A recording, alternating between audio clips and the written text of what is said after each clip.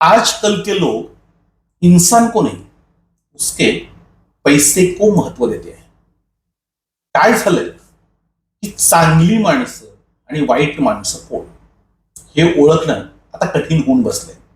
कारण ज्यांच्याकडे पैसा आहे त्यांनाच लोक महत्व द्यायला लागलेत. मग त्या माणसाने तो पैसा कसा कमावलाय, कोणाला लुबाडलंय, कोणाला फसवलंय, तो पैसा भ्रष्टाचारामधून आलाय का, तो कुणाला फसवून आलाय का, याचा कुठलाही विचार न करता लोक त्या लोकांना डोक्यावर घेतात. मात्र लवकरच भांड फुटतं आणि पापातून हरामाच्या कमाईतून आलेला पैसा अंगावर फुटायला सुरुवात होते. आणि म्हणूनच जर आपल्याला समाजामध्ये चांगली माणसं शोधायची असतील, टिकवायची असतील, तर माणसांच्या गुणांना, त्यांच्या कर्तृत्वाला महत्व द्या. भ्रष्टाचारी लोकांना, पैसेवाल्या लोकांना जरा दूर ठेवा.